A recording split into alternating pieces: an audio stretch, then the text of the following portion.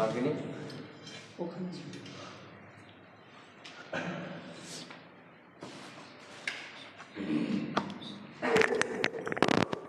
আসসালামু আলাইকুম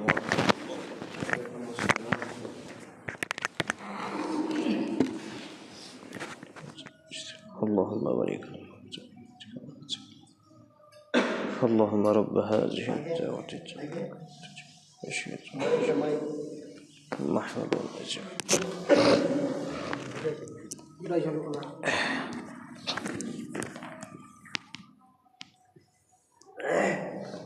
السلام عليكم ورحمة الله وبركاته.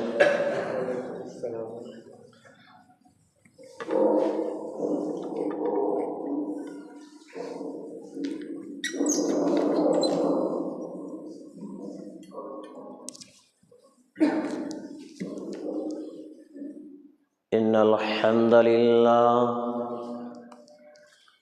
نحمده ونستعينه ونستغفره ونعوذ بالله من شرور أنفسنا ومن سيئات أعمالنا من يهده الله فلا مضل له ومن يضلله فلا هادي له ونشهد أن لا إله إلا الله وحده لا شريك له ونشهد أن محمدا عبده ورسوله. أما بعد فإن خير الحديث كتاب الله وخير الهدي هدي محمد صلى الله تعالى عليه وسلم وشر الأمور محدثاتها وكل محدثات بدعة وكل بدعة ضلالة وكل ضلالة في النار.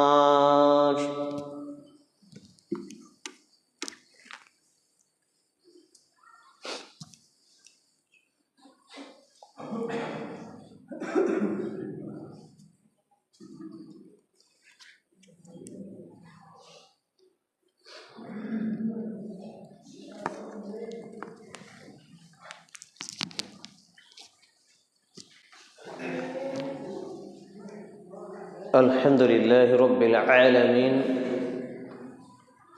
والصلاة والسلام على رسوله الكريم وعلى آله وصحبه أجمعين. أما بعد قال الله تعالى في كلامه المزيد والفرقانه الحميد: أعوذ بالله السميع العليم من الشيطان الرجيم. بسم الله الرحمن الرحيم. اقرأ باسم ربك الذي خلق خلق الإنسان من علق اقرأ وربك الأكرم الذي علم بالقلم علم الإنسان ما لم يعلم. الآية. عن أنس بن مالك رضي الله تعالى عنه قال: قال رسول الله صلى الله عليه وسلم: طلب العلم فريضة على كل مسلم. رواه ابن ماجه بسند صحيح. رب اشرح لي صدري ويسر لي أمري واحلل عقدة من لساني يفقهوا قولي. رب أبشر ولا تؤشر وتمم بالخير. ربي زدني علما ربي زدني علما ربي زدني علما. যাবতীয় প্রশংসা গুণগান গুণকীর্তন হামদ ও শান একমাত্র আল্লাহ রাব্বুল আলামিনের নিমিত্তে, যিনি এক ও একক ওয়াহদাহু লা শারীক খালিক এবং মালিক, বিশ্বজাহানের আইনদাতা, জীবনদাতা, মৃত্যুদাতা, বিধানদাতা। যে আল্লাহ রাব্বুল আলামিন এখন পর্যন্ত আমাকে আপনাকে বলা চলা হাঁটা খাওয়া শোনা দেখা সহ অসংখ্য অগণিত নিয়ামত দিয়ে ভরপুর করে রেখেছেন, যার প্রশংসার ধারা শেষ করা অসম্ভব। তারই প্রশংসা করত আন্তরিকতার সাথে একটা ছোট্ট ভাষা, ছোট্ট শব্দ মুখ দিয়ে উচ্চস্বরে পুরুষ হিসেবে উচ্চারণ করি। আসুন আমরা বলি ফেলি আলহামদুলিল্লাহ। অতঃপর অসংখ্য দরুদ ও সালাম শান্তি ধারা বিবর্ষিত হোক নবী মুহাম্মদুর রাসূলুল্লাহ সাল্লাল্লাহু আলাইহি ওয়াসাল্লামের প্রতি। আমরা সকলেই উচ্চ স্বরে সুন্দর করে পাঠ করি আল্লাহুম্মা সাল্লি আলাইহি আল্লাহুম্মা বারিক আলাইহি সাল্লাল্লাহু তাআলা আলাইহি ওয়াসাল্লাম। এর লাইট যদি থাকে তো লাইটগুলো জ্বালিয়ে দিন। তো আনা তুআলিবুল ইলম, আমি একজন ইসলামের নগণ্য অযোগ্য ছাত্র হিসাবে আজকের জুমার খুতবার আলোচনার মওজু বিষয়বস্তু হলো চলমান পরিবেশ পরিস্থিতি, কারণ ও তা থেকে বাঁচার উপায়। উল্লেখিত বিষয়ের প্রতি পবিত্র কোরআন এবং সেই সুন্নাহর আলোকে গুরুত্বপূর্ণ তথ্য ও তথ্যবহুল বিবরণের আপ্রাণ প্রচেষ্টা রাখছি ইনশাআল্লাহুল আজিজ। ওয়া মা তৌফিক ইল্লা বিল্লাহ, আলাইহি তাওয়াক্কালতু ওয়া ইলাইহি উনীব। চলমান পরিবেশ পরিস্থিতি খুবই একটা ভয়াবহ, ভাইটাল এবং মর্মান্তিক বিষয়ের মধ্যে চলছে। বিশ্বব্যাপী আজকে মুসলমান নিপীড়িত, নির্যাতিত, লাঞ্ছিত, বঞ্চিত, অপমানিত হয়ে তাদেরকে পৃথিবী থেকে নৃশংসভাবে হত্যা করে বিদায় করা হচ্ছে। আর সারা পৃথিবী যারা আজকে মানবতার ফেরিওয়ালা, মিডিয়ার সামনে এসে মানবতার বলি ঝাড়ে, তারা নীরব দর্শকের ভূমিকা পালন করে। একই রকমভাবে আমাদের সামনে উপস্থিত প্রায় 57টা কান্ট্রি, মুসলমান দাবিকৃত, যাদেরকে আমি যেসব কান্ট্রিগুলোকে হাতে চুড়ি পড়া হিজড়া মার্কা কান্ট্রি বলি। ক্ষমা চেয়ে নিচ্ছি, আলোচনার বিষয়বস্তু অনেকের স্বার্থে, অনেকের ব্যক্তিত্বে লাগতে পারে, কিন্তু যেগুলো চূড়ান্ত সত্য, অত্যন্ত সত্য, নিতান্ত সত্য, এরকম কিছু কথা আপনাদের সামনে উপস্থাপন করব। ব্যক্তি জীবন থেকে রাষ্ট্রীয় পর্যায়ে, আন্তর্জাতিক মহল পর্যন্ত কিছু কথা উঠে আসতে পারে। কারণ আমি মুসলিম চিররণবীর, মরণকে করি না ভয়, মরলে শহীদ বাঁচিলে গাজী আমার উভয় সমান। আমার জেলে থাকা, আমার মরে যাওয়া, আমার বেঁচে থাকা, আমার মরে যাওয়া, দুটোই সমান। অতএব চূড়ান্ত সত্য, অত্যন্ত সত্য বলতেই হবে, যদিও সুলি, ফাঁসি, জেল, জুলুম যাই হোক না কেন। সম্মানিত উপস্থিতি ভাই এবং বন্ধুগণ, এবং এইসব বিষয়গুলো নিয়ে আমার মতো যারা আলেম বা খতিব আজকে দায়িত্বে নিযুক্ত রয়েছেন, তারাও নিজের স্বার্থ হাসিলের জন্য নীরব দর্শকের ভূমিকা পালন করেন। সত্য কথা বলেন না, কখনো মসজিদের কমিটির ভয়, কখনো মাদ্রাসা কমিটির ভয়ে, কখনো গ্রাম্য সর্দার মডেলের ভয়ে, কিংবা কখনো পুলিশ প্রশাসনের ভয়ে তারা মুখে কুলু পেটে বসে আছেন, অথচ মুখে কুলুপ পাটার কথা ছিল পেচ্ছাপ পায়খানা করার পরে, আর এই কুলুফ তারা মুখে ধরে বসে আছে। যার জন্য আজকে মুসলমান বিশ্বব্যাপী লাঞ্ছিত, পদদলিত, বঞ্চিত এবং খুন, হত্যা, রাহাজানির মধ্যে নিপীড়িত, নির্যাতিত হয়ে জীবন কাটাচ্ছে। এর সূক্ষ্ম কিছু সমীক্ষা রয়েছে, সেগুলোকেই আজকে পর্যালোচনা করব। এবং আরেকটি বিষয় ক্লিয়ার করে নিই যে जुमा का खुतबा का मौजू छोटा होना चाहिए, लेकिन छोटा का मतलब ये नहीं कि आधा घंटा में ख़त्म किया जाए। আমাদের সমাজে জুমার খুতবার বিষয়বস্তু আধ ঘন্টায় শেষ করার যে সিস্টেম, এটা কোরআন এবং হাদিসের বিধান নয়, এটি মানুষের বানানো বিধান। অতএব খুতবা 2-4-10 মিনিট ওভারটেক হবে, এটা হচ্ছে বিধান। একটা বিষয় ধরেছি, বিষয় শেষ করব, কারণ আপনার এখানে আমি বারবার আসবো না। জীবনে একবার সুযোগ হয়েছে, আল্লাহ হয়তো না জানি কবে সুযোগ করবেন। চলে আসি মূল আমার আলোচনার দিকে। বিশ্বব্যাপী নিপীড়িত, নির্যাতিত শুধু এখন হচ্ছে তা নয়, ব্যাকে চলে যান।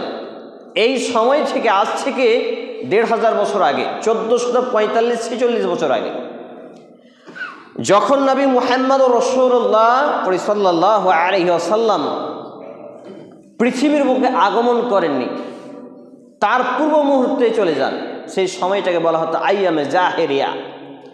সেই সময়ের মানুষের কোনো জান, মাল, নারীর সতীত্ব, ইজ্জত, আব্রু, কোনো হেফাজত ছিল না, সুরক্ষা ছিল না। সেই সময়টাকে বলা হয় আইয়ামে জাহেরিয়া বা অন্ধকারের যুগ। এই আইয়ামে জাহেরিয়া আলোচনা শুরু করার আগে দুটো বিষয় আপনাদেরকেও বলতে হচ্ছে। সেটা হচ্ছে, যারা হাঁটু গেড়ে বসে আছেন হাঁটু ছেড়ে দেবেন, হেলান দিয়ে বসে আছেন হেলান ছেড়ে দেবেন। কারণ জুমার দিনে রুলস অফ ল, সিস্টেমেটিক বিধান হলো আপনি হাঁটু গেড়ে বসতে পাবেন না, হেলান দিয়ে বসতে পাবেন না, এবং ভর করে বসতে পাবেন না, স্ট্রং হ্যাবিট হয়ে বসে থাকেন। অনেক বাবাজিরা যে চায়ের দোকানে বসে, বিভিন্ন আড্ডাখানায় বসে পার্লামেন্টের মতো ঘন্টা ঘন্টা বেলাকে বেলা শেষ করে দেন, বিরক্ত হন না, কিন্তু জুমার খুতবায় 2-4 মিনিট হলেই একটু আলসা চলে আসে, ঘুম চলে আসে। মূলত এটা আপনার দুর্বলতার পাশাপাশি শয়তান আপনাকে এই কাজে সাহায্য করে, নাউজুবিল্লাহি মিন জালিক। তো সেই আইয়ামে জাহেলিয়াত সময়কালটাতে একটা নারীর ইজ্জত আবরুর কোনো হেফাজত ছিল না, কিন্তু নবী মুহাম্মদুর রাসূলুল্লাহ সাল্লাল্লাহু আলাইহি ওয়াসাল্লামের উপরে the first most important topic and subject হিসেবে একটি মাত্র লফজ, একটি মাত্র শব্দ, একটি মাত্র আয়াত আল্লাহ রাব্বুল আলামিন রিলিজ করলেন। সেটা কি ছিল? যেটা আমি আপনাদের সামনে পাঠ করেছি, কোরআনুল কারীম 30তম পারা 96 নম্বর সূরা, সূরা আল আলাক, আয়াত নম্বর 603 নম্বর পৃষ্ঠা, আয়াত নম্বর 1, 2, 3 এবং 4, 5। তাহলে আল্লাহ রাব্বুল আলামিন নবী মুহাম্মদুর রাসূলুল্লাহ সাল্লাল্লাহু আলাইহি ওয়াসাল্লামের উপরে প্রথম আয়াতটা যেটা রিলিজ করলেন লৌহে মাহফুজ থেকে, জিবরিল আলাইহিস সালাম মারফুত তার কাছে, তার হাবিবের কাছে, তার বান্দার প্রিয় বান্দার কাছে যে আয়াতটা পাঠিয়েছিলেন সেটা ছিল কি? ইকরা। এই ইকরা শব্দটা আল্লাহ রাব্বুল আলামিন রিলিজ না করে, নাজিল না করে, অবতীর্ণ না করে অন্য শব্দ তো দিতে পারতেন নাকি? আকিমিস সালাত কায়েম করো, ইতাইজ যাকাত, যাকাত প্রদান করো, ওয়াল হজ্জু, হজ সম্পাদন করো, শাওমে রমজান, রমজান মাসের সিয়াম পালন করো, বানাল্লাহু মসজিদ বাইতাল ফিল জান্নাহ, মসজিদ নির্মাণ করো, জান্নাতে ঘর নির্মাণ করা হবে, এগুলো তো বলতে পারতেন। কিন্তু আল্লাহ রাব্বুল আলামিন কোনো কিছু নাজিল করলেন না। খুব গুরুত্ব সহ মনোযোগ দেন। প্রথম যে বিষয়টা তিনি দিলেন সেটা হচ্ছে ইকরা বিসমি রাব্বিকাল্লাযী খলাক, অর্থাৎ পাঠ করুন আপনার প্রতিপালকের নামে, পড়ুন, যেটা আমরা বিভিন্ন ভাষায় বলি, ইংরেজিতে রিডিং, এডুকেশন, এডুকাটম, এডুকেয়ার, শিক্ষা, শিক্ষা, বিভিন্ন ভাষায় এটাকে বিভিন্নভাবে আমরা পরিচিতি পাই। তাহলে এই একটা শব্দের মধ্যে জড়িত সব কিছু, আর সেটা হচ্ছে শিক্ষা। সেটা শিক্ষা হতে পারে দুনিয়াবি, হতে পারে দিনী, হতে পারে দুনিয়াবি, হতে পারে দিনী। আজকে আমার মতো এক শ্রেণীর হুজুর, খতিব, মৌলবি, মাওলানা এরা বলে থাকেন যে শুধু কোরআনের শিক্ষা দেন, হাদিসের শিক্ষা দেন, master, doctor, barrister, professor, engineer করতে হবে না। আমি মনে করি এই লোকটা এই শিক্ষার অর্থ এই আয়াতকে বিকৃত করে উপস্থাপন করছে। আমি এটাকে এভাবে বলেছি, আপনি যখন মুসলমান ঘরে জন্মগ্রহণ করেছেন, অন্যরা, অন্য ধর্মাবলম্বীরা শুধু দুনিয়া অর্জনের জন্য, শুধু দুনিয়াকে স্বার্থ হাসিলের জন্য master, doctor, barrister, professor, engineer আরও কিছু ডিগ্রি অর্জন করবে, দুনিয়ার জীবনকে ডেভেলপ করার জন্য, তার দুনিয়া পর্যন্ত সীমাবদ্ধ থাকা পর্যন্ত সে শুধু দুনিয়াবী শিক্ষা নেবে। কিন্তু আমার এবং আপনার যখন মুসলমান ঘরে জন্মগ্রহণ হয়েছে, আমাকে এবং আপনাকে যখন আল্লাহ রাব্বুল আলামিন মুসলমান পরিচয় দেওয়ার একটা মুজিজা দিয়েছেন, নিয়ামত দিয়েছেন, তাহলে আমাকে এবং আপনাকে তাদের থেকে, অর্থাৎ ভিন্ন ধর্মাবলম্বীদের থেকে কয়েক গুণ বেশি পড়াশোনা করতে হবে। ইংরেজি, আরবি, উর্দু, ফার্সি, তেলেগু, মালায়াম, যত রকম ভাষা আছে আপনি চর্চা করুন, শিখুন, এবং সেই ভাষায় জ্ঞান অর্জন করে আপনার যে জীবন বিধান, আপনার যে সংবিধান, আপনার যে গাইড বিধান, এই কোরআনুল কারীমকে ট্রানজাকশন করুন, অনুবাদ করুন, দিয়ে বিশ্ববাসীর সামনে উপস্থাপন করুন, আর এটাই হবে আপনার দুনিয়া এবং আখিরাতের সফলতা। কিন্তু শুধুমাত্র কোরআন শিখবেন আর জেনারেল ডিপার্টমেন্টের জ্ঞান অর্জন করবেন না, আপনি জাতিকে বোঝাতে পারবেন না। এই জন্য দুনিয়ার সর্বাধিক শিক্ষা আপনাকে অর্জন করতে হবে। দুনিয়ার সব থেকে বৃহত্তম শিক্ষা অর্জনের লক্ষ্য আপনাকে চেষ্টা করতে হবে। আজকে আমার এবং আপনার সমাজে মাদ্রাসা থেকে হাজার হাজার হাফেজ তৈরি হয়, কিন্তু এই হাফেজগুলো শুধু কোরআন তেলাওয়াত, তারাবি পড়ানো, নামাজ পড়ানো পর্যন্ত শেষ, দ্য এন্ড। আর কোনো সীমাবদ্ধ নেই, আর কোনো এদের কাজ নেই। মাস গেলে বেতন নিয়ে জীবন কাটিয়ে দেওয়া, সংসার, ছেলে মেয়ে পালন করা। বৃহত্তম চেতনা, বৃহত্তম লক্ষ্যের উদ্দেশ্যে শিক্ষা অর্জন করতে হবে। সেই বৃহত্তম চেতনা এবং বৃহত্তম লক্ষ্য উদ্দেশ্য কি হতে হবে? আমার এবং আপনার ছেলেকেও অবশ্যই আলেম বানানোর পরে, হাফেজ, কারি, মাওলানা বানানোর পরে তাকে কলকাতা হাইকোর্টের মতো, মালদা হাইকোর্টের মতো, বিভিন্ন হাইকোর্টের মতো যে বিভিন্ন জায়গায় কোর্ট রয়েছে, জজ কোর্টের মতো বিভিন্ন জায়গায় গিয়ে যাতে সে ওকালতি করতে পারে, জাজমেন্ট দিতে পারে, এই পর্যায়ের জ্ঞান অর্জন করতে হবে। ব্যারিস্টার হতে হবে, যে কোনো ডিগ্রি, যত উচ্চতর শিক্ষা হোক তাকে অর্জন করতে হবে। কিন্তু কখন? তাকে আল্লাহ ভীতি, তাকওয়া, পরহেজগারিতা, ইনসাফ, আদাল এর জ্ঞান দেওয়ার পরে। অর্থাৎ আপনার ছেলে যদি আল্লাহ ভীতি, তাকওয়া, পরেজগারি, ইনসাফ, আদলের পরিপূর্ণ জ্ঞান পেয়ে যায়, এরপর দুনিয়ার সে যত বড়ই ক্ষমতাধর হোক না কেন, সে মানুষের প্রতি জুলুম করবে না, অন্যায় করবে না, রাহাজানি করবে না, যেমন মক্কার কাফেররা করত, যেমন সেই সময়ের আবু জাহল, আবু লাহাব করত, যেমন সেই সময়ের ফিরআউন, নমরুদ করত। এই পর্যায়ের নেককারজনক, বর্বরজনক কোনো কাজে যুক্ত হবে না। এই জন্য আমি বলেছি, আপনার ছেলেকে, আপনার মেয়েকে দ্বীনি শিক্ষা দিন, এবং দ্বীনি শিক্ষা দেওয়ার পাশাপাশি দুনিয়াবি শিক্ষাও দিন। দুনিয়াবি শিক্ষার মাধ্যমে সে তার জাতিকে ফিরিয়ে আনবে, কনভার্ট করবে, ব্যাকআপ নেবে। কিন্তু আমাদের লক্ষ্যই ছোট, কি? যেটা কানা, ন্যাংড়া, খোঁড়া এই ছেলেটাকে মাদ্রাসায় দেয় কেন? চেহে চিন্তা কোনো রকম ভাবে যাতে তার জীবনটা কেটে যায়, সংসারটা চলে যায়। অধিকাংশই বাপ মায়ের এই চিন্তাধারা দেখবেন, যেই ছেলেটার মেধা ভালো, যেই ছেলেটার চর্চা ভালো, যেই ছেলেটার জ্ঞান ভালো, যেই ছেলেটার আমল ভালো, আখলাক চরিত্র সুন্দর ভালো, এই ছেলেটাকে মাদ্রাসায় দেয় না। একে মাস্টার, ডাক্তার, ব্যারিস্টার, ইঞ্জিনিয়ার। পরিশেষে এই ছেলেগুলো যখন 2-4 টাকা হয়, বেশি একটু উপার্জন করতে শেখে, তখন এই ছেলেগুলো তার বাপ মাকে লাথি দিয়ে ঘর থেকে বের করে দেয়। দেখবেন হাজার হাজার প্রুফ আছে, শত শত ফোন কল আছে আমার কাছে এই সমাধানের জন্য। সম্মানিত উপস্থিতি ভাই এবং বন্ধুগণ, তাহলে আল্লাহ রাব্বুল আলামিন কোন আয়াতে কারিমা নাজিল করলেন না, ইকরা বিসমি রাব্বিকাল্লাযী খালাক, খালাকাল ইনসানা মিন আলাক, ইকরা ওয়া রাব্বুকাল আকরাম আল্লাযী আল্লামা বিল কলম আল্লামাল ইনসানা মা লাম ইয়ালাম। 5টি আয়াতে কারিমা নাজিল করলেন। পড়ুন আপনি আপনার পালনকর্তার নামে, যিনি আপনাকে এবং মানুষকে জমাট বাঁধা রক্তপিণ্ড থেকে সৃষ্টি করেছে। পড়ুন আপনার পালনকর্তা মহাদয়ালু। আপনি পড়ুন যা মানুষ জানতো না, কিন্তু মানুষকে আল্লাহ রাব্বুল আলামিন কলমের মাধ্যমে শিক্ষা দিয়েছেন, শিক্ষাদান করেছেন। আজকে আমার এবং আপনার সমাজে একটা গবেষণা করুন, আমাকে দাঁড় করিয়ে দেন মসজিদের গেটে, মসজিদের গেটে দাঁড় করানোর পরে একজন একজন করে গেট পাস শুরু করুন। আমি যদি বলি, বাবাজি কোরআন পড়তে জানেন? না বাবু শিখিনি। দাদু কোরআন পড়তে জানেন? না ভাই শিখিনি, জানি না। ভাই কোরআন পড়তে জানেন? না ভাই পারি না। একটা একটা করে উপস্থিত মসজিদের মুসল্লিদের বলছি, যা উপস্থিত আমরা আছি, আমাদের মধ্যে শতকরা 99 জন ব্যক্তি পাওয়া যাবে কোরআন পড়তে জানে না। লা হাওলা ওয়ালা কুওয়াতা ইল্লা বিল্লাহ। তাহলে এই আইয়ামে জাহেলিয়াতকে দূরীভূতকরণের জন্য মক্কা মদিনার বুকে আরব জমিনে অন্যায়, রাহাজানি, খুন খারাপি, লুট, বাটপাড়ি, ধর্ষণ সহ যাবতীয় অমানবিক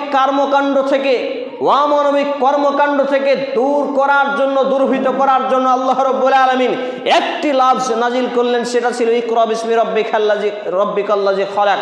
পাঠ করা, পড়া, রিডিং, এডুকেশন, এডুকাটম, শিক্ষা বিভিন্ন কিছু। তাহলে আজকে তাম বিশ্বের মধ্যে মুসলমানকে সন্ত্রাসী, জঙ্গি, দেশদ্রোহী, আতঙ্কবাদী বলার রহস্য হলো মুসলমানরা তাদের সাংবিধানিক জ্ঞান, ধর্মীয় সংবিধান কুরআনুল কারীম, দেশীয় সংবিধান কনস্টিটিউশন অফ ইন্ডিয়ার সংবিধানের জ্ঞান তারা রাখে না। যার জন্য আজকে মুসলমানরা সেই জ্ঞান অনুপাতে জীবনযাপন করে না। আর যখনই তারা জীবনযাপন করে না, তখন তাদেরকে দেশদ্রোহী, আতঙ্কবাদী, মাওবাদী এই বিভিন্ন কিছু বলে তাদেরকে জেলে পচিয়ে মারা হয়, তাদেরকে হত্যা করা হয়, আরও কিছু করা হয়। কারণ মুসলমান তো মুসলমানই নয়। আমি যদি বোঝাতে না পারি আমি ব্যর্থ। আমার ভাষা যদি আপনারা বুঝতে না পারেন, আমি নিজেকে খুবই কোণঠাসা বোধ করছি। কারণ কোনো কিছু ইবাদত আল্লাহ রাব্বুল আলামিন দিলেন না। আপনাকে নামাজের ইবাদত দিলেন না, আপনাকে মসজিদে আসার ইবাদত দেননি। সর্ববৃহৎ, সর্বপ্রথম, দ্য ফার্স্ট এবং মোস্ট ইবাদা হলো শিক্ষা অর্জন করা। এটাই বোঝাতে চাচ্ছি। যখন আপনি কোরআন এবং সুন্নাহর বেসিক ইলম অর্জন করবেন, তাওহীদ শিরকের পার্থক্যকরণ করতে পারবেন, সুন্নাহ বিদআতকে যাচাই বাছাই করে মান্যতা করতে পারবেন, হালাল হারাম, জায়েজ না জায়েজ এইরকম বিষয়গুলোকে যখন আপনি পার্থক্যকরণ করতে পারবেন, চিহ্নিতকরণ করতে পারবেন, এ অনুপাতে আপনি জীবন চালাবেন, আপনার আদল ইনসাফ থাকবে, ন্যায় নিষ্ঠা থাকবে, তাকওয়া আল্লাহ ভীতি পরেশগারিতা অর্জিত হবে। এমতো অবস্থায় আপনি ব্যক্তিগত জীবন পারিবারিক জীবন গঠন করবেন। আপনি যখন ব্যক্তিগত জীবন পারিবারিক জীবন গঠন করলেন, আমি তখন ব্যক্তিগত জীবন পারিবারিক জীবন গঠন করলাম। তাহলে ব্যক্তিগত জীবন পারিবারিক জীবন আপনি করলেন, আমি করলাম, ওই করলো, সেই করলো, করতে করতে একটা ইসলামী সমাজ গঠন হবে। পড়ি সুবহানাল্লাহ। কিন্তু আমরা অনেকেই সাংগঠনিকভাবে, হোক সেটা ইসলামিক নামকরণের সংগঠন, হোক সেটা রাজনৈতিক নামকরণের সংগঠন, বিভিন্নভাবে আজকে আমরা সমাজে, আমরা দেশে শান্তি ফিরিয়ে আনতে চাই। কিন্তু আল্লাহর কসম, 429 নম্বর মসজিদে, আপনাদের মসজিদে খুতবা, ইতিমধ্যে 16খানা বই লেখা হয়েছে, ইতিমধ্যে 700+ বক্তব্য প্রদান করা হয়েছে। এতে আমার তিক্ত একটি অভিজ্ঞতা, সেটা হচ্ছে শিক্ষা ছাড়া কোনো কিছু গড়া সম্ভব নয়। এই জন্য আমি জাতিকে বলে থাকি, আপনাকে গড়তে হলে পড়তে হবে, আর পড়ার পরে লড়তে হবে। কারণ লড়া আর পড়া ছাড়া কোনোদিন জাতিকে গড়া যায় না। আজকে জিহাদি মুসলমানদের বলা হয় কেন? মুসলমানরা জিহাদের শাব্দিক আবিধানিক অর্থ নিজেরাই জানে না। কারণ আল্লাহু আকবার বলে কোনো অমুসলিমকে হত্যা করা জঘন্যতম অপরাধ, হোক সেটা হাজি গাজি পাজি নামাজি বেনামাজি। কখনো কোনো অমুসলিমকে হত্যা করা তো দূরের কথা, একটা কুকুর ছাগল বিড়ালকে অন্যায়ভাবে হত্যা করার পারমিশন ইসলাম দেয় না। ইসলামের সৌন্দর্য হলো, রাস্তা দিয়ে হাঁটছেন, আপনার রাস্তায় একটা কষ্টকর কাঁটা ঢিল পাথর পড়ে আছে, আপনার পায়ে লেগেছে, আপনি এই কামনা করতে পারেন না অন্যের পায়ে লাগবে। কারণ রাস্তা দিয়ে হিন্দু খ্রিস্টান ডোম চামার মেথর হাজারো ধর্মাবলম্বী মানুষ যাতায়াত করবে, আপনি এটা সরিয়ে ফেলবেন। এটা ছিল ইসলামের আদর্শ। কিন্তু আপনি রাস্তার ধারে বাড়ি করেছেন, বাড়ি জায়গা আপনার রাস্তার ধারে 1.5 হাত ছেড়েছেন, আর 1.5 হাতের শেষ মাথায় একটা সীমানা পুঁতে দিয়েছেন। কেন পুঁতেছেন? আপনার রাস্তায় বাইক না যায়, টোটো না যায়, গাড়ি না যায়, মানুষ না হেঁটে যায়। তাহলে আপনার মধ্যে তো ইসলামের সৌন্দর্য ফুটে ওঠে না। তাহলে বিশ্ব মিডিয়া তো আপনাকে সন্ত্রাসী বলবেই নাকি? ব্যক্তিত্ব দিয়ে, ব্যবহার দিয়ে আজকে ইসলামের সৌন্দর্য ফুটিয়ে তোলার কথা। আপনি ফেসবুক জুড়ে দেখতে যান, আজকে যে কোরআনকে নিয়ে অবমাননা করেছে একজন কাফের, আমি তার নামটা নিতেও ঘৃণাবোধ করি। সে যেই দলের যেই ব্যক্তি, যত বড় ক্ষমতাধর ব্যক্তি হোক না কেন, যেই ব্যক্তি এই কাফের কোরআনকে কটু মন্তব্য করার সাহস পায় কি করে আপনি জানেন? মূলত মুসলমানদের মধ্যে হিংসা তৈরি হয়েছে, মুসলমানদের মধ্যে শিক্ষার অভাব দেখা দিয়েছে। কারণ আজকে আমার মতো ব্যক্তি যখন দাড়ি রাখে, আপনার সমাজে একটু ভালোভাবে চলতে চাই, তখন ওই সমাজ থেকেই আপনি বলেন কত বড় মুসল্লির বেটা, মুসল্লি মুখে দাড়ি রেখেছে, দেখেই জঙ্গি লাগে। আপনি এই উপাধি দিয়েছেন। কারণ আপনার মুসলমানের লেভেল হওয়া উচিত ছিল এক, টুপি দাড়ি পাঞ্জাবি এই ড্রেসিং কোড আপনারও হওয়া উচিত ছিল মুসলমান ঘরে জন্মগ্রহণ করার পরে। কিন্তু মুসলমান তো আজকে খিচুড়ির মতো, খিচুড়িতে দেখেন না যখন যেমন তখন তেমন সবজি দিয়ে ঘন্টমন্ট করা হয়, মুসলমানদের ইমানের অবস্থা তেমন। মুসলমান আজকে এক কালারে নেই, মুসলমানে আজকে এক প্ল্যাটফর্মে নেই। তাদের সবার মুখে দাড়ি থাকলে বলুক তো দাঁড়িয়ে লোকটা জঙ্গি, পারবে বলতে? ভয় পাবে। আপনাকে ক্ষতিও করতে হবে না, ভয় পাবে। আপনি সবাই কোরআন পড়তে জানেন, সবাই মাদ্রাসা মুখে মসজিদ মুখে, বলুক তো মসজিদ মাদ্রাসায় জঙ্গিবাদের শিক্ষা দেওয়া হয়। কিন্তু বলে কেন? আমার আপনার মতো 2-4-10 কোটি টাকার মালিক ন্যাংটা, যাকে আমি বলে থাকি, এইসব গরুখোর ব্যক্তিরাই ইসলামকে এবং মুসলমানদেরকে কোণঠাসা করে। কোথায় আছেন আপনি? কখনো রাজনৈতিক দলের চামচামি করতে গিয়ে, কখনো দুনিয়া হাসিলের বিভিন্ন পদ উন্নতি করতে গিয়ে, দুনিয়ার জীবনকে ডেভেলপ করার জন্য তারা আজকে দাড়ি টুপি পাঞ্জাবিওয়ালা আলেমদেরকে কোণঠাসা করে। এই জন্যই আপনার কোরআনকে নিয়ে কটু মন্তব্য করে। সম্মানিত উপস্থিতি ভাই এবং বন্ধুগণ, সার্বিক দিক মিলিয়ে কোরআন এবং সুন্নাহর বেসিক ইলম, এই আপনার ব্যক্তিগত জীবন থেকে আন্তর্জাতিক মহল পর্যন্ত আপনি তদন্ত করে দেখুন। আজকে আপনার মসজিদ বৃহত্তম একটা মসজিদ, এত বড় মসজিদ, শুক্রবারের দিন, স্পেশালিস্ট দিন, সাপ্তাহিক ঈদ, সাপ্তাহিক আঞ্জুমান বলা হয় এটাকে। অথচ এই দিন সকাল সকাল ফার্স্ট টাইম মসজিদে আসার গুরুত্ব, ফজিলত, মর্যাদা, মাহাত্ম্য এর কই জ্ঞান কই? কাতারে প্রতিযোগিতা হওয়ার কথা। মনে করুন ভারতীয় প্রধানমন্ত্রী এখন একটা ঘোষণা করলো, যেই ব্যক্তি আপনাদের মালদার এলাকার বিডিও অফিসে ফার্স্ট টাইম যাবে তাকে এত কোটি টাকার চেক দেওয়া হবে। আরে 8 দিন আগে থেকেই লাইন দিয়ে দিবেন, আর ঠান্ডা যা হবে হোক, ল্যাপ কাঁথার দরকার পড়বে না। কি হবে না? লা হাওলা ওয়ালা কুওয়াতা ইল্লা বিল্লাহ, তার থেকে বেশি ফ্যাসিলিটি দিয়েছেন নবী মুহাম্মদুর রাসূলুল্লাহ সাল্লাল্লাহু আলাইহি সাল্লাম। বলবো সংক্ষেপে বলি, সেটা হচ্ছে শুক্রবারের দিন ফার্স্ট টাইম ফরজ গোসলের মতো গোসল করা, সাদা সুন্দর ধবধবে পোশাক পরিধান করা, মিসওয়াক করা, আতর সুগন্ধি লাগানো, সাজুগুজু, শুক্রবারে স্পেশালিস্ট একটা ড্রেস থাকতে হবে, একটা পোশাক থাকতে হবে, পায়ে হেঁটে মসজিদে আসা, মসজিদে এসে বাড়ি থেকে বের হওয়ার সময় বিসমিল্লাহি তাওয়াক্কালতু আলাল্লাহি লা হাওলা ওয়ালা কুওয়াতা ইল্লা বিল্লাহ পাঠ করার পরে মসজিদে এসে ডান পাটা আগে ভরে আসসালাতু ওয়াসসালামু আলা রাসূলিল্লাহ আল্লাহুম্মা ইফতাহ লি আবওয়াবা রাহমাতিক, এই দোয়ার প্রথম অংশ আমার মতো খতিব, মুফতি, মাওলানা সহ হাজার হাজার লোকই জানে না। সাধারণ মানুষ তো অনেক দূরের কথা। কিতাবুল আদাব সুনানে আবু দাউদ গ্রন্থে আমার লেখা প্রথম বই হে আমার বোন সকল 3য় অধ্যায় দোয়া অধ্যায়ে বর্ণিত হয়েছে। সম্মানিত উপস্থিতি ভাই এবং বন্ধুগণ, আমি বলতে চাচ্ছি এই মসজিদে এসে আসার পরে এটাকে বলে মেম্বার। মেম্বারের সামনাসামনি হয়তো ইমামের জায়গা বা ছেড়ে দিলেন, একটু শুরু হলো বসার নিয়ম, হচ্ছে বসার নিয়ম, ডান দিকে চলে গেল বসতে বসতে, আবার বাম দিক চলে গেল, একটা কাতার, দ্বিতীয় কাতার ডান দিক চলে গেল, আবার বাম দিক, আপনি এসেই পিলারের ওইখানে সুন্নাত শুরু করলেন, এটা বিধান হলো? তারপর আপনি এসে সুন্নাত পড়তেই থাকলেন মাসনা মাসনা, দুই দুই করে, কতক্ষণ পর্যন্ত? যতক্ষণ আজান শুরু হয়নি। আজান শুরু হলো, আপনি আজানের জবাব দিলেন, এতে মর্যাদা রয়েছে, ফজিলত রয়েছে, জান্নাত অজিবের মর্যাদা পর্যন্ত রয়েছে। এবারে খুতবা শুরু হলো, মনোযোগ সহ খুতবা শুরু করলেন। পাশে একটা বাচ্চা ছেলে দুষ্টামি করছে, বদমাশি করছে, তাকে চুপ করো এই শব্দটাও বলবেন না। বলবেন কে? খতিব বলবে এখান থেকে দাঁড়িয়ে। লাইট জ্বালানোর প্রয়োজন, বলবে খতিব। সামনে আগানোর প্রয়োজন, বলবেন খতিব। পাশাপাশি আপনি বলতে পারবেন না। আপনার গাকে খুঁচে যদি কেউ চলে যায় তবু আপনি বলতে পারবেন না। দুজনের কাতার ফেরে ঢোকা নিষেধ, যদি কেউ ঢুকেও যায় আপনি বলতে পারবেন না যে দেখে চলো, কারণ এটা বলবে খতিব। খতিব হচ্ছে যোগনদার, খতিব হচ্ছেন রাখাল। রাখাল বুঝেন না?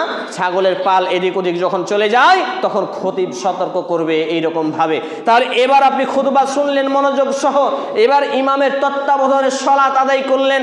সলাত আদায় করার পরে আপনি এখানে 2 অথবা বাড়িতে 2, অথবা এখানে 4 অথবা বাড়িতে 2 বা বাড়িতে 4, যদি এই সুন্নাত মানে আদায় করেন বাদাল জুমা, তাহলে নবী মুহাম্মদুর রাসূলুল্লাহ সাল্লাল্লাহু আলাইহি সাল্লাম বলছেন এই ব্যক্তি যদি প্রথম আগমনকারী হয় একটা উট কুরবানি করার সওয়াব পেয়ে গেল। বলি সুবহানাল্লাহ। বলেন 10 কোটি টাকা দিয়ে আপনি কুরবানি করলেন, আপনার কবুল হয়েছে, এটা গ্যারান্টি আছে? গ্যারান্টি নেই, কিন্তু কবুল কুরবানির নেকি।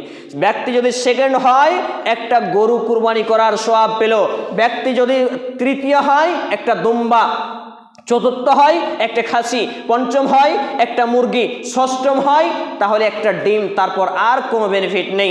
তাহলে বলুন আপনি এই কয়েক কোটি টাকার চেকের জন্য যত প্রচেষ্টা করেন এই দুনিয়াতে থেকে জাহান্নাম থেকে বাঁচতে, জান্নাত পাওয়ার জন্য দুনিয়া এবং আসমানে যা কিছু আছে সব থেকে মূল্যবান হলো মাত্র একটা নেকি। এই এত এত নেকিকে আপনি পদদলিত করছেন, তাহলে আপনার মধ্যে শিক্ষা আছে? ব্যক্তি এই যত পায়ে পায়ে হেঁটেলো, সারা রাত সারা দিন তাহাজ্জুদ পড়ে, নফল সালাত আদায় করে, দান সাদাকা করে, আরো ভালো কাজ করে যত নেকি হয়, যত পা হেঁটে এসেছে তার পায়ের প্রত্যেকটা পায়ের বিনিময় তত নেকি তার আমল নামায় লিখে দেওয়া হলো। বলি সুবহানাল্লাহ। বলেন আমল আছে আমাদের? আরে মিসওয়াক করা তো অনেক দূরের কথা, আপনার ছেলের পকেটে 80 দিন আপনার স্ত্রী বিড়ি পায়, বিড়ি, এই যে পকেটে বিড়ি, দাঁতন নেই, পকেটে দাঁতন থাকে না, মিসওয়াক থাকে না, কি থাকে? বিড়ি। অথচ বাপও জানে যে ছেলে বিড়ি খায়, মাও জানে ছেলে বিড়ি খায়, কোনোদিন বাধা দেয় না, কোনোদিন বলে না যেটা অন্যায়। সম্মানিত উপস্থিতি ভাই এবং বন্ধুগণ, এইগুলো হলো মুসলমান সমাজ বিশ্বব্যাপী লাঞ্ছিত, পদদলিত, বঞ্চিত হওয়ার মুখ্য এবং সূক্ষ্ম কারণ। চলে আসি যে আল্লাহ রাব্বুল আলামিন আমাকে এবং আপনাকে ব্যক্তিগত জীবন থেকে ব্যাকআপ নিতে বলেছেন, কনভার্ট করতে বলেছেন, ফিরে আসতে বলেছেন। আল্লাহ তাআলা বলছেন সূরা আত-তাহরিম 66 নম্বর সূরা আয়াত নম্বর 6, ইয়া আইয়ুহাল্লাযীনা আমানু, হে ঈমানওয়ালারা, কু আনফুসাকুম ওয়া আহলিকুম নারা, তুমি নিজে বাঁচো, তোমার আহাল পরিবার পরিজনকে বাঁচাও জাহান্নামের আগুন থেকে, যার জ্বালানি লকড়ি খড়ি কাঠি হবে মানুষ এবং পাথর। নাউযুবিল্লাহি মিন জালিক। যেখানে নিযুক্ত প্রহরীরা এই ফেরেশতাগণ উপস্থিত রয়েছেন এই জাহান্নামের প্রহরী হিসাবে।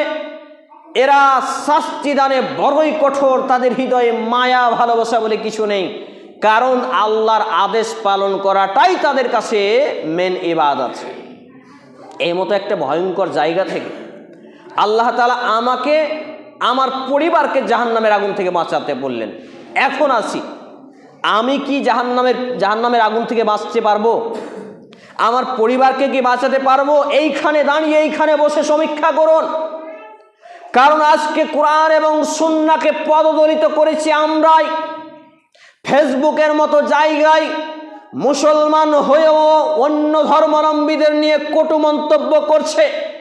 সূরা আনআম 6 নম্বর সূরা 165 থেকে 68 নম্বর আয়াতের মধ্যে আছে, দেখবেন আল্লাহ তাআলা বলছেন, তোমরা অন্যান্য ধর্মাবলম্বীদের দেবদেবীদের গালি দিও না, অন্যথায় তারাও তোমার আল্লাহকে গালি দিবে। অর্থাৎ আপনি যদি অন্য ধর্মের দেবদেবী, মূর্তি পূজা, আরো কিছুকে গালিগালাজ করেন, আপনি কোরআনের বিরুদ্ধাচরণ করলেন, আল্লাহর আইনের অবাধ্য হলেন। কারণ আপনার জন্য এখন ওই লোকটা আল্লাহকে গালি দেবে, নবী মুহাম্মদুর রাসূলুল্লাহ সাল্লাল্লাহু আলাইহি সাল্লামকে গালি দেবে এবং গালি দিচ্ছে। নবী মুহাম্মদ সাল্লাল্লাহু আলাইহি সাল্লামের নামে বিভিন্নভাবে কার্টুন আঁকছে, বিভিন্নভাবে কার্টুন এঁকে অশ্লীল নোংরা ভাষা লিখছে এবং ওইগুলোকে ছড়াচ্ছে, কমেন্ট করছে, রিপ্লাই দিচ্ছে।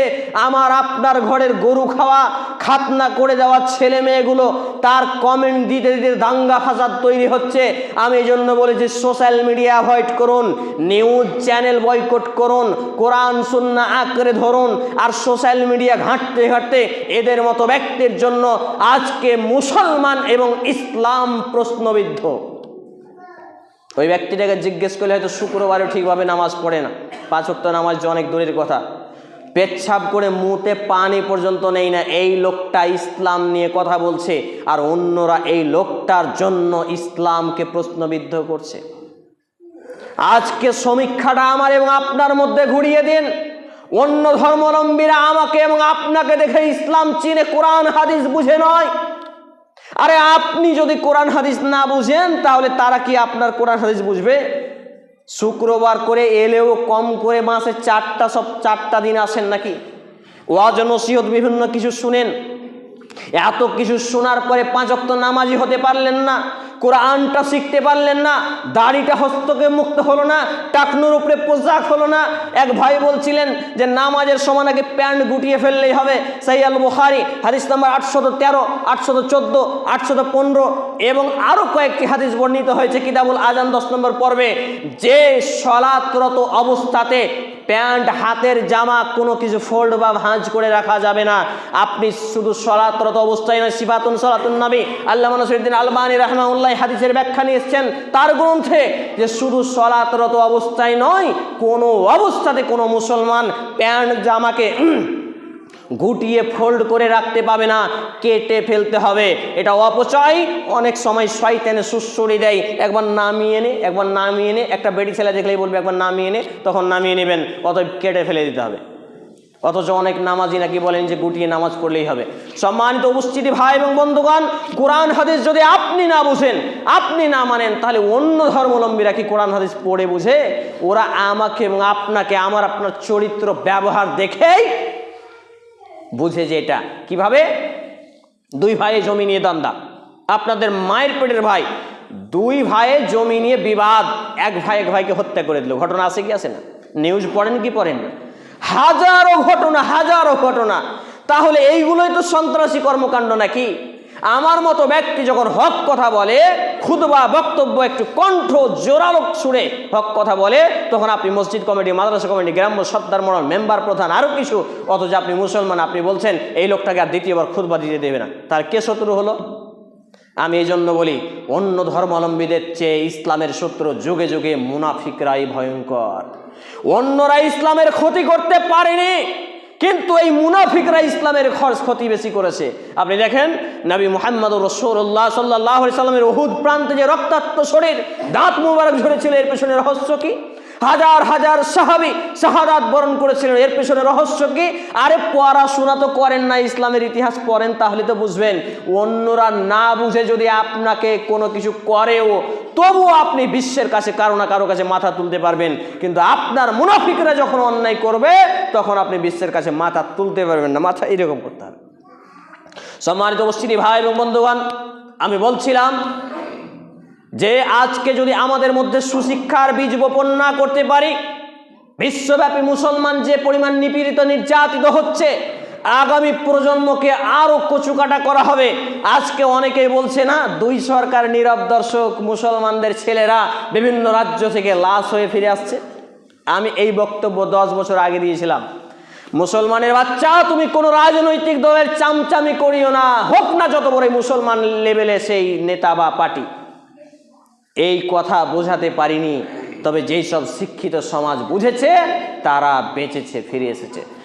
কোন রাজনৈতিক দল সে যত বড় মুসলমানের লেভেলে থাকুক, যত বড় দাড়ি টুপি পাঞ্জাবি হোক, এরা কখনোই ইসলাম এবং মুসলমানদের বন্ধু হতে পারে না। অতএব কোন রাজনৈতিক দলের চামচামি করতে যাওয়ার আগে শতবার ভাববেন যে ও আবদুল্লাহ ওয়ালা তুশরিকু বিহি শাইয়াও, আমরা এক আল্লাহর আব্দ, গোলাম, এবং তার সাথে আমাদের শরীক না করার জন্য সৃষ্টি করা হয়েছে। আল্লাহ রাব্বুল আলামিন জানিয়েছেন সূরা আয-যারিয়াত 11 নম্বর সূরা 56 নম্বর আয়াত, ওয়ামা খালাকতুল জিন্না ওয়াল ইনসা ইল্লা লিয়াবুদুন, মানুষ এবং জিন জাতিকে ইল্লা লিয়াবুদুন, একমাত্র গোলামি দাসত্ব করার জন্য সৃষ্টি করেছি। অর্থাৎ গোলামি দাসত্ব করতে হলে আমাকে এবং আপনাকে পড়তে হবে, পড়ার পরে লড়তে হবে, অন্যায় অপকর্ম রাহাজানির বিরুদ্ধে লড়তে হবে, লড়ার পরে গড়তে পারবো। আজকে আমি এবং আপনি মসজিদে আসি, মসজিদে এসে খুতবার সময় 2 মিনিট ওভারটেক হয়ে গেলে মাথা ব্যথা, বারবার শুধু মাথায় ঘুরপ্যাক খায়, মৌলভী সাহেব নামে না কেন, খুতবা শেষ করে না কেন, এতক্ষণ লাগাচ্ছে কেন? কিন্তু আপনাকে এক্ষুনি একটা অনুষ্ঠান, একটা ক্রিকেট, ফুটবল, আরও কিছু জায়গায় দাঁড় করিয়ে দেন, খাওয়া দাওয়া, স্ত্রী, পরিবার, টাকা পয়সা, উপার্জন সব ভুলে যাবেন, গোসল পানি, কিন্তু মসজিদে এলেই সমস্যা। এই টেন্ডেন্সি আমার এবং আপনার মধ্যে থেকে তখনই দূরীকরণ হবে যখন আমার এবং আপনার মধ্যে তাকওয়া আল্লাহভীতি পরহেজগারিতার বীজ বপন হবে, যখন সুশিক্ষা অর্জিত হবে। আজকে আমার এবং আপনার সমাজের ক্যান্সার ভাইরাস হলো যে একাডেমিক ডিপার্টমেন্টে master, doctor, barrister, professor, engineer করতে গেলে মাসে 30,000 টাকা খরচ করলেও সমস্যা নেই, কিন্তু আপনার ছেলেটা মাদ্রাসায় পড়বে, মসজিদে পড়বে, বেতনটা যদি মাসে 300 টাকা দেয়, পেছন দিয়ে হাওয়া বেরিয়ে যায়। বুঝাতে পারছি? এই চিন্তাধারাই মূলত মুসলমান সমাজকে, বিশ্বব্যাপী মুসলমান জাতিকে ধ্বংস করছে। আজকে আমাকে এবং আপনাকে চিন্তা এবং টেন্ডেন্সিকে চেঞ্জ করতে হবে, কনভার্ট করতে হবে, রিকভারি নিয়ে ব্যাকআপ নিতে হবে, এবং এ থেকে উত্তরণের একটি মাধ্যম হচ্ছে সুশিক্ষা অর্জন করা। আমি যে হাদিসটি আপনাদের সামনে পাঠ করেছিলাম, হাদিসটি বর্ণিত হয়েছে ইবনে মাজাহ গ্রন্থের 224 নম্বর হাদিস, মিশকাতুল মাসাবিহ গ্রন্থের 218 নম্বর হাদিস, সহিহুল জামে' সাগীর গ্রন্থের হাদিস নম্বর 3913 ক্রমিক নম্বরের হাদিস বর্ণিত হয়েছে। হাদিসের বর্ণনাকারী রাবী হচ্ছেন আনাস ইবনে মালিক রাদিয়াল্লাহু তাআলা আনহু। তিনি বলছেন, ক্বালা রাসূলুল্লাহ সাল্লাল্লাহু আলাইহি ওয়াসাল্লাম তুআলাবুল ইলমি ফারিজাতুন আলা কুল্লি মুসলিম। নবী মুহাম্মদুর রাসূলুল্লাহ সাল্লাল্লাহু আলাইহি সাল্লাম বলেছেন, দ্বীন ইসলামের জ্ঞানকে তলব করা, সঞ্চয় করা, চর্চা করা, স্টাডিজ করা, গবেষণা করা, ঘাটাঘাটি করা, অন্বেষণ করা, আলা কুল্লি মুসলিম, তামাম যুবক, বৃদ্ধ, ছোট বড়, নারী পুরুষ, সুস্থ অসুস্থ সকল মুসলমানের উপরে ফরজ করা হয়েছে। সুবহানাল্লাহ। তাহলে কুরআনুল কারীম 30তম পারা 603 নম্বর পৃষ্ঠা 96 নম্বর সূরা আয়াত নম্বর 1 থেকে 5 সূরা আল আলাকের প্রুফ পেলাম। আমাকে এবং আপনাকে প্রথম ইবাদত হিসাবে যেটা দেওয়া হয়েছিল শিক্ষা গ্রহণ করা। নাম্বার 2, এই হাদিস থেকে প্রুফ পেলাম, প্রমাণ পেলাম মুসলমান জীবনে শিক্ষা অর্জন করা ফরজ। আর আরেকটি আয়াত থেকে প্রুফ পেলাম যে নিজেকে এবং নিজের পরিবারকে জাহান্নাম থেকে বাঁচাবো। আমি বাঁচাবেন, আপনি বাঁচাবেন, আপনি বাঁচাবেন, এই করতে করতে ইসলামী সমাজ, শান্তির সমাজ আসবে। কোনো অমুসলিমের সাথে লেনদেনে আপনি খারাপ ব্যবহার করতে পাবেন না, হুমকি ধমকি দিতে পাবেন না, চলাফেরায় দুর্ব্যবহার করতে পাবেন না। এটা ইসলামের আদর্শ। এই আদর্শ যখন আপনার বাস্তবায়ন হবে, ইসলাম বিশ্বব্যাপী জয়লাভ করবে ইনশাআল্লাহ তাআলা। আজকে সৌদি আরবের বুকে হিন্দু আছে কি নেই? প্রায় 2 কোটি হিন্দু বসবাস করে, কিন্তু তাদের মন্দির ভাঙে না, তাদের মূর্তি পূজায় বাধা দেয় না, তাদের ধর্ম পালনে বাধা আছে না, পূর্ণ স্বাধীনতা আছে। তবে হ্যাঁ, এটা সত্য যে এক শ্রেণীর রাজনৈতিক রাজনৈতিক দল আছে যে সর্বদা সাম্প্রদায়িক বীজ বপন করে, সর্বদা সাম্প্রদায়িক সম্প্রীতি নষ্ট করে, দেশে দাঙ্গা লাগানোর চেষ্টা করে। কেউ আপনার পায়ে পা চাপাতে এলো, আপনি পাটা পেছনে টেনে ফিরে চলে আসবেন। ওইখানে যদি পা চাপিয়ে কথা বলতে যান বিপদে পড়বেন।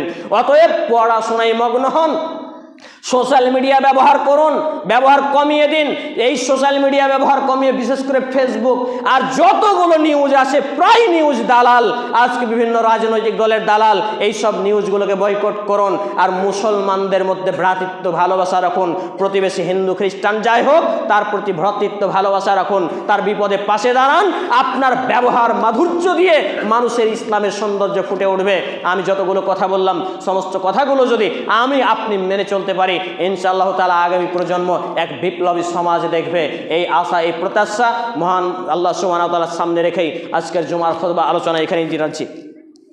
পরিশেষে আল্লাহ রাব্বুল আলামিনের কাছে দোয়া রাখি, আল্লাহ রাব্বুল আলামিন এখানে উপস্থিত যতগুলো ভাই এবং বাবা জীবন রয়েছেন, আমি রয়েছি, আমার ছেলে মেয়ে ভাই বোন আত্মীয় স্বজন যে বা যারাই আজকে বেঁচে আছে, আল্লাহ তাআলা আপনি সকলকেই হেদায়েতের নূর আলোকিত জীবন দান করুন।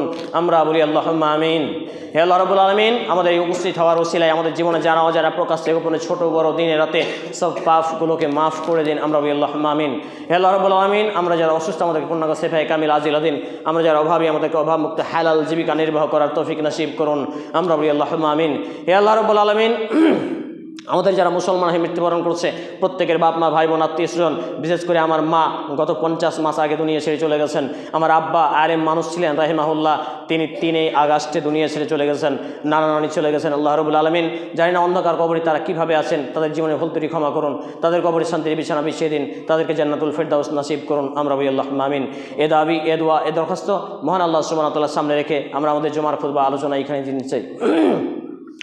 اللهم صل على محمد وعلى آل محمد كما صليت على إبراهيم وعلى آل إبراهيم إنك حميد مجيد. اللهم بارك على محمد وعلى آل محمد كما باركت على إبراهيم وعلى آل إبراهيم إنك حميد مجيد. سبحان ربك رب العزة عما يصفون وسلام على المرسلين وآخر دعوانا الحمد لله رب العالمين. السلام عليكم ورحمة الله. স্ট্যান্ডার্ড দিয়ে দেন ভাই, পড়ান।